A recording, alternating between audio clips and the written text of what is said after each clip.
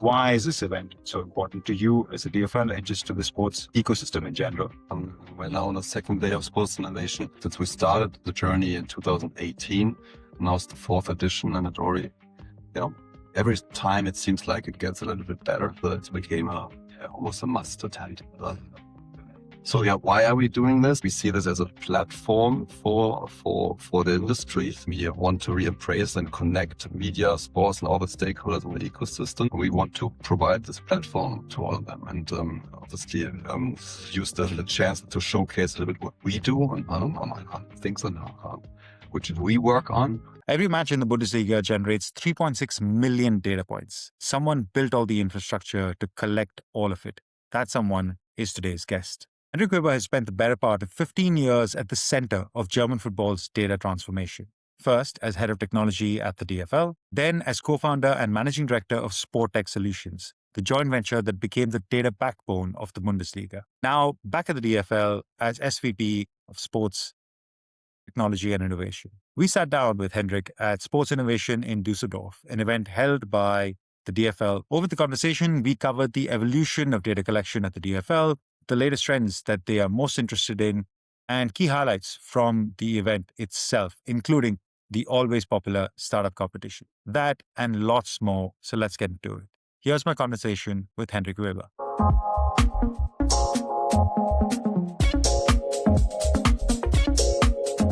Hendrik, we're here at Sports Innovation, an event that the official match ball in the right context, an event that takes place once in 2 years, and it is built up to with some anticipation. I can tell you, I just hear that it is a spot to be. Not saying this just because you're DFL and stuff. No jokes. I hear about people who want to be here at the event. Why is this event so important to you as a DFL and just to the sports ecosystem in general? First of all, thank you, and it's good to hear. We're now on the second day of Sports Innovation, and that's the feedback I receive a lot as well. So it's really great. Since we started the journey in 2018, now it's the fourth edition, and it already, every time it seems like it gets a little bit better.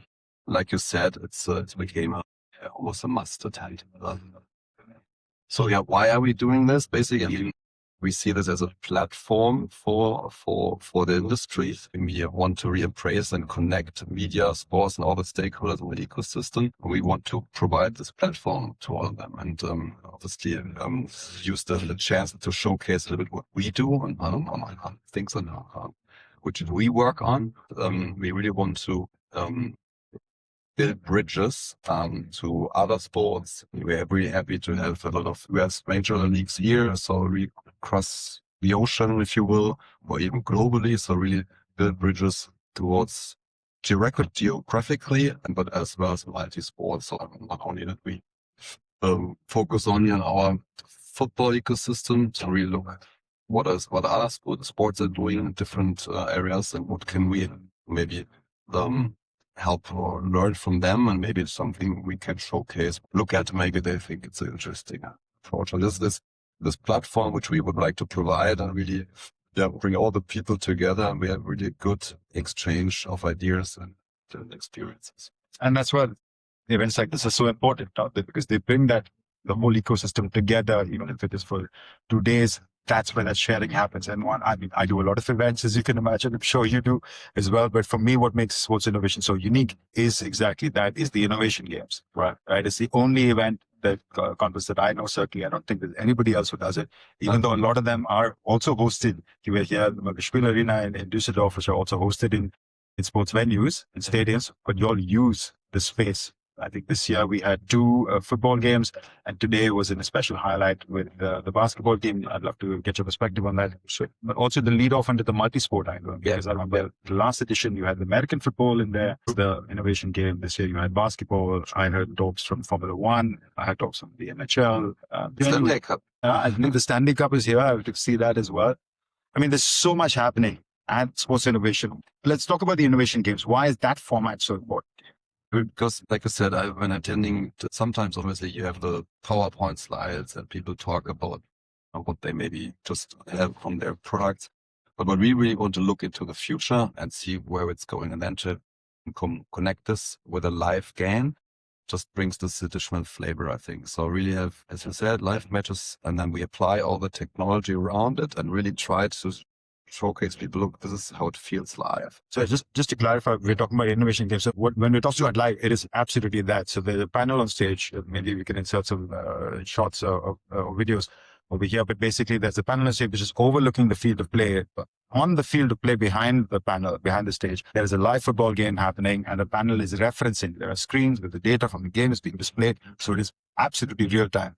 What you're seeing, there was referee tech, there was play performance tech, there's all sorts of stuff going on. And today we had a bit of basketball as well. Exactly. You really can think about that you're on a stage, grab a ball, and there's a sensor on the ball, and we just kick it back to the stage, and then it's part of the game, and you suddenly play, and then on the screen you see the ball actually moving in this 2D. It's so great. Yeah. And yesterday, the first innovation game, we had football playing, and then we had a specific focus on 3D tracking technology, which is now, I think, really at an interesting tipping point, like I expressed yesterday, because tracking had been around for many, many years. But now really, I think with this 3D tracking or pose tracking, limb tracking, where you collect data from each joint or player, this can now be being tracked. Markerless, right? And markerless, it's only an optical tracking system, which we have in a Düsseldorf arena. And then connect this with yesterday together with EA, with their gaming engine, and then you create like a volumetric or virtual recreation of the game, and then see this on screen. And this just has so much potential, and it's interesting, and we can elaborate on that effect on the industry, because there are new players coming in, others might be acquired, or so this is interesting to see, because there's a lot of dynamics in the market in that space. Really hot space, and we'll come to that in a second. Last question on sports innovation. What was your highlight of the event the last 2 days? I've been asked this question quite often, and it's really hard to answer because it's so could be unfair, because there's so much things to see. A really hard time to mention a single one, but I think, as I said, this aspect that we have this innovation game, that we have it's an invitation only event. I think this is important to stress, because that brings another dynamic to the conversations. When people come here, they're all into the topics. They really, it's not a very superficial talk. So we can go deeper to the technology and deep into what does that mean for the industry? What does it mean actually for the next couple of years, the dynamics? And since this is an invitation only, we have I think a very nice atmosphere here. So this is what makes the sports innovation special. And then we do have, we're here now on this floor where you cannot see it, like an innovation-led area. So just not to mention a particular specific company, but that we have an area where you have a Formula 1 cars, you have a ice hockey range without ice, but you can actually, we have a audio immersive experiences where we can go into, and you really feel like you're in a stadium, because it's such an immersive experience. You hear it's not talk about, but you actually can go there and witness this yourself. There's so much going on, as Hendrik said. He cannot pick between his children, shall we say, but I can give you my 2 highlights. Certainly the startup competition. That's always a highlight. And there was a really good quality pitch session last evening with one court that took the prize with a big check, of course, and it was passing on. It was really high quality pitches and stuff. And of course, then today to see ASB Glassflow now. Founder Christoph Babinski, he's been on this pod and we've been a long time follower and love their work. But to see it live is a different thing. Really to see the depth of tracking and also the playbook. Actually, I only thought of commercial angles. I think of maybe the money a bit too much. The actual training that they can happen, that the coaches can use to actually completely dynamically on the floor, on the fly, point arrows and create spots and stuff to aid player training. It's incredible to see. Super powerful. So powerful. And we just visualize in the stadium, and then you have this glass floor, which had been installed there overnight. So it's really, yesterday we played football in that stadium. Now we play basketball. So kudos to all the people behind the scene who makes this possible. But like you said, we have the hardware innovation that is glass, like just material wise, it's really innovative. But then you compare it to the software, and you really apply use cases like a training session. So we saw the kids playing, throwing 3-point shots and dunking. And then you have the tracking. So the glass floor, you see that the people are being tracked, and you see this. So that's really, this is, I think, where everything is going, and it's really fun to see and not only talk about it, really actually see it. Perfect segue to the next section, which is looking forward. Let's talk about priorities for you as a DFL. So take off your sports innovation hat and take on your, let's say, the day job, which you go back to as the innovation leader at the DFL. What are the main priorities? What are your focus areas? Also coming out of an event like this, does it change your perspective a bit, or does it strengthen your perspective on the areas that you are focused? I mean, it's a process.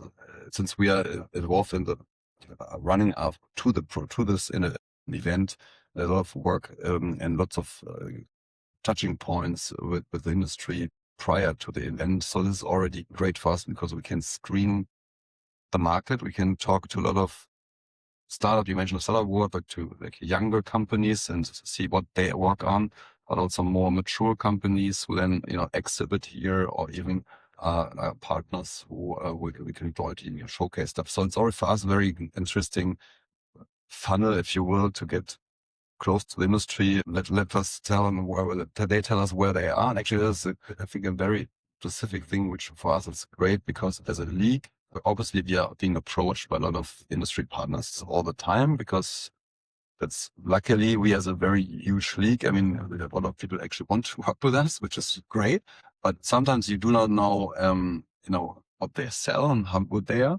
And because I have, look, guys, man, we have a stadium here. Install your stuff, show it to us. Yeah. And then if it works, we are a good partner with you, because we have we cover in-house wise the full value chain. So we can partner with you and actually can help you maybe to develop your product. Maybe, for example, on the sports side, I mean, we are very closely associated with our clubs. We all know the expert with the clubs, so we can bring them into the discussion, channel their requirements, and really can help you actually to make the product better, because we are part of this process. So this is just generally what the Sports Innovation is. It's just a 2-day event, but it's actually more than that. It's the time in between, which is relevant as well. Coming back to your question, what we work, like what we're thinking, I mean, there are, I think, 2 main areas I would differentiate. So one, obviously, our core aspect is to commercialize our rights. So basically, it's how can we package and how can we make our media product better, and which technology and which distribution channel and which kind of fan experience is what makes what the Bundesliga experience better, so we can commercialize our product better. And ultimately, at the same time, on the sports side, we focus on that as well. So what can we provide actually to our clubs as our main stakeholders? And maybe from a centralized perspective, how can we help them to do what they do on a daily basis on the sports side better? So what could be our role as a league actually to make the Bundesliga more attractive and more competitive? A better product on pitch, off pitch, everything. On pitch, off pitch. And those are the 2 areas which obviously are interconnected, because if you're very sports-wise successful and our clubs perform well in the European championships, or just very perform well, people are going to like it, and the attendance is going to increase. Product and all the commercialization will benefit from this as well. So we see this very interconnected and see our role happening on both sides of it. Can you give me some use cases of how you've done this successfully? Because you've been doing this a while as well, right? Some strong use cases, either or maybe both. Before we continue, a quick word from us at Sports Tech X. If you're building, investing, or operating in sports tech, you need to know what's moving in the global ecosystem before anyone else does. Sports Tech X's Intelligence Hub gives you that edge. Over 8,000 companies, investors, events, and programs all in one place. Sign up for free. That's intelligence.sportstechx.com. And be sure to check out the show notes of this episode for a little surprise waiting for you. Now, back to the episode. Yeah, maybe one each. Also on the sports side, let's start here. I mean, we have implemented a lot of centralized technology at the very beginning and provided for free of charge to the clubs. So we help a little bit level playing field. Is that the right word? That's even top clubs and maybe lower clubs have the same basics which they can work on. Now, from then on, obviously, it's not in their job to compete and to be better. But we try to push the level, lift the baseline for everybody, because we believe then the whole competition, the whole league will benefit from this. And we as a league try to. So really very concrete example that we provide video data to feed live to every club for, on the tribune, connected with cables so they get access to that stuff anywhere they are. So just a very practical example. But this is on the sports side of it. And on the media side of it, again, so the question was, it's another example. Example would be A use case. So I mean, that's because we mentioned and talked briefly about 3D tracking. I think this is something where a new technology comes in, really have an interesting impact on the audiovisual product as well, the data with the visualization, like we have seen yesterday with EA TRACAB, where they bring their gaming engine and we kind of connect gaming engine together with 3D data, create so powerful. volumetric, and let's say kind of a new media product. From perspective, I mean, there are so many interesting avenues you can go to. And this can be complementary to already what we do with our existing broadcast partners, but it also can maybe new rights packages in which we have the new fan experience now, where you really can actually have a very personalized fan experience where you can decide just you have your remote control, like PlayStation, and say, okay, I want to be maybe to see the vision of player A or jump into player B and I fly around. So you can be your own producer if you want. That's really, really fun to see where the industry is going to move there. Yeah, it was incredibly powerful. I think what Hendrik is talking about is TRACAB, which is a company, I think originally a Thailand Ego company that broke away because that vertical was strong enough and EA Sports acquired them around the end of last year, somewhere, 25, correct? Yeah. And then EA Sports was able to showcase what they can do. Now you can imagine that kind of video game layer sitting on a broadcast feed, where exactly as Hendrik was saying, you can take POVs, you can go in, you can go out, you can do a lot of stuff with that. So much kind of ammunition that you give the broadcaster or the, whatever distribution channel. Yeah, so one POC we did with our broadcast partner, that time was Sky Germany. So we had a first half, you picked maybe a nice goal which has been scored, and then you put this into a virtual recreation, and then in halftime you give the Sky and the chance to talk about in more detail about what happened in the first half. Go in the same scene, but go into the virtual rank and then maybe see it from different angles. And then you actually see, okay, well, this goal was just so amazing because this happened. And if he was there and he did the dribble and then the other came in and wow. And it's really like additional added value, really immersive experience, which I'm really looking forward to seeing you on a daily basis, actually. As well. We talked about the two areas, the performance side and the media side. On the performance side, we can tell you is market watches, what Sports Tech X does. We've seen a strong layer of consolidation with a reference to it and an earlier answer as well. It seems like there are maybe 3 or 4 key operators that are hoovering up the best tech out there, and by the way, paying some decent prices also from what we hear in the market. From the DFL's perspective, is that a good thing? Is that a bad thing? Is that something that you have an opinion on? Does it add value to the market, do you think? Well, I mean, this is what happens on the market, and I think we look neutral on it because there are positive and negative sides. The positive side, obviously, is that competition helps innovation, pushes the industry, it pushes the industry to get better, more options, features, more quality, which is great. Sometimes, if the market consolidation is happening and you're kind of creating monopolies, then, it has an impact on the pricing because, you have certain monopoly dividends, which then can be reached. And then for us or for our clubs, that might, might cause then pricing wise higher prices. So that's why I think the certain marginalization is natural because there are good reasons why certain companies maybe should be acquired or maybe should not really be in the market anymore just because they are not good enough. But as long as newcomers are coming in, and that's what we try as a league at least, to foster the competition and really to lower the end market entry for startups and for newcomers, because some of them have maybe not the financial background and maybe not the market access and so on.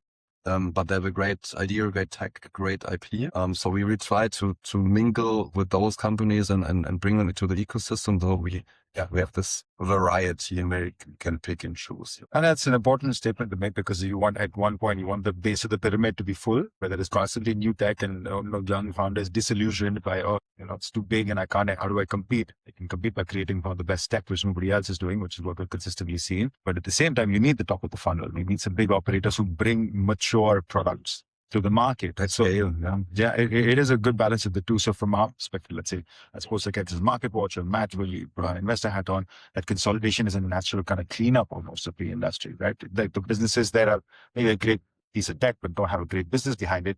You need the business as well. So, water will find its level. And I think like that's what's happening in the performance side. Yeah, and that technology, AI, it just accelerates this whole process because new things are coming in and you realize just with tracking, we startup award, startup challenge yesterday, we had a really great companies, and one's coming from a LiDAR and a LiDAR technology, from self-autonomous driving, and then you apply this technology then into sports, competing then to the existing optical tracking. Before that, we had the sensors and then the markers everywhere. So that's an ongoing evolution and just pushes everybody to the maximum. That's what we need. If I have to put you on the spot and ask, right now we see this consolidation on the performance side. Is there another sector that you think within, let's say, this world, maybe it's media broadcasting, maybe it's automated camera production, maybe it's another segment where maybe a consolidation wave is likely to happen? I'm taking notes here. That's a good one. And, I think there's no clear answer. I mean, I think obviously on the betting, fantasy, gaming side, I would say that it's an interesting area to look at. Obviously, very much push more now from America's side, less so in Europe, just because of legislation. Obviously, there's a lot of, there are already a couple of big players in that market, but they need to consolidate it as well. And also, it's an interesting segment because it's one of those areas where we always think that there are big players, but there'll always be like underdog fantasy which will come up and suddenly hit like a unicorn valuation or something. So it's also a market on the consumer side which will naturally evolve, and you see new operators come in. Okay, fresh out. We'll keep that in mind. Good. Tell me afterwards. I will put my money on that one. I have some opinions. We'll take that off. We think it'll be fun. I want to take a step back into, let's say, what got you into this super unique, interesting position that you lead, right, at the DFL. And I know you've worn a couple of different hats. Spent time within the DFL, but out of the DFL, but connected to the DFL as well, of course, with Sports Tech Solutions. Walk us through that journey. How's that been from you? I think you started a bit in consulting as well before that. Sure. And how that has kind of informed your thought process and what you do with the DFL today. So basically, I have a business background, but I always wanted to work in sports. So that was pretty clear from the very beginning. I wanted to study sports and I had a business, and I wanted to do my PhD in sports. I ended up in MA. But then finally, when I then entered more the consultancy area, I worked many years there. And then for a couple of years, I worked for Deloitte for the sports industry practice. So that was like my first entry point into the sports ecosystem. And it was really close to tech and IT DFL. I could kind of combine this consulting business background with the tech interest and data at that time. I was very focused on sports and then try to develop the whole sports data ecosystem for the DFL and for German elite football. And then I've done that. And then over time, this project with Sports Data became then actually a company. And then we span out Sports Tech Solutions as a subsidiary of the DFL joint venture, various steps, and then later with Data Tray. And then actually there was a step for the DFL where we said, okay, we developed products first for us, for our media partners within our ecosystem, but maybe we should actually sell this to the outside world and really develop this into like a profit center approach. So this was the step with Sports Solutions, where I had the privilege to be 6 years co-CEO. Now I moved back. I'm at the board, and now I moved back in my current role. Kind of went this way, and I'm happy so far. Yeah, that intrapreneur kind of thing, right? Where you go from inside, go build a company under the, let's say, general umbrella, but also always, again, what's next and where is the opportunity? I missed that actually worked a couple of years as in the innovation incubator at the university, and worked a lot with startups and business plan coaching, and then actually did my PhD in entrepreneurship as well. So this was, lucrative, where maybe this brought another addition ingredient to where we ended up. Yeah, exactly. All of that fuels into where I realizing we can just see there's a penalty game going on this side. people are getting into the immersive cars. There's a lot of action happening on the. Yeah, have you ever been into the car with a Dolby sound? No, I haven't. That's amazing because that's interesting business perspective. That with self-autonomous cars, and what if you cannot drive anymore? So what do? So maybe you listen stuff. So they really push.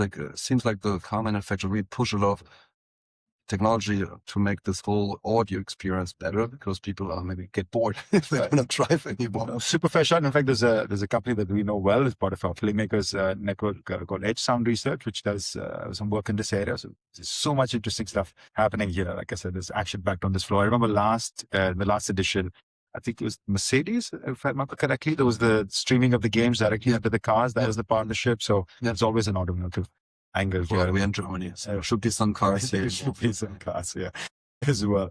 And looking forward, what is the next? I mean, now, of course, let's say sports innovation is done. Trust you take some time off, take a breath, relax. Maybe one day. Maybe one day.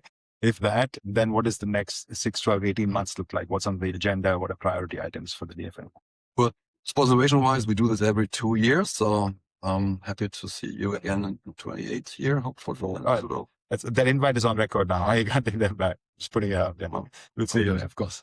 But this just on the event itself, but we've seen so much things now, so we now get to like back into normal life. See how can we put this on a day-to-day basis into projects and really to operationalize everything, and then we together on the club side with the clubs and on the media partners and even our technology partners, ServiceNow, just to mention a few, where a lot of projects, initiatives, and just to operationalize them and really, bring them into the DFL group. So it's, I think sometimes it sounds maybe not so fancy, but this is actually, if you do this really good, this brings the whole organization further. So I think this is really, let's see. Are you going? Are you going to the US? Not yet. Not yet. If I go, I wouldn't be to the US. I'm trying to get to Mexico though. I think that would be a bit more fun. A couple of shots of tequila and go for a game. Why not? Never been to Mexico. But that aside, it looks like it's going to be an interesting championship. Of course, that we look forward to. Before I let you go, of course, if somebody wants to reach out to you from our audience, maybe LinkedIn or email is the best place to reach you. Profile in the show notes, so I'm sure you can find him as well. Henry, before I let you go, our last question. I like to believe we're all sports fans first. Yeah. You have the privilege of working in the sports industry. What has been your favorite sporting moment? Can pick one or.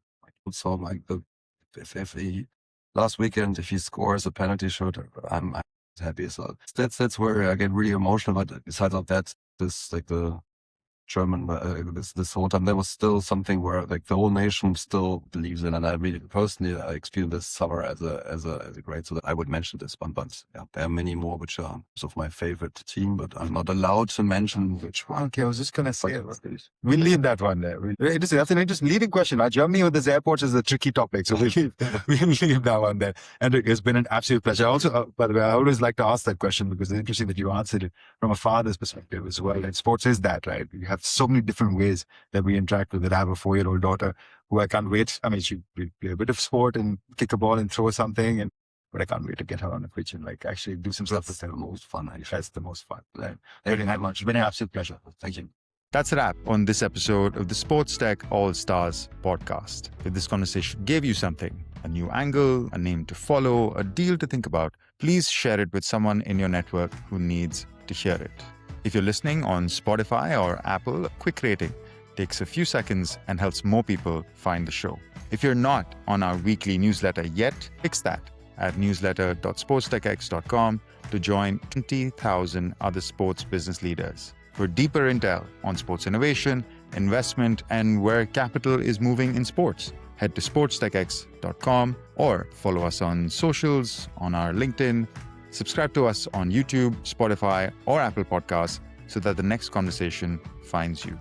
See you in the next one.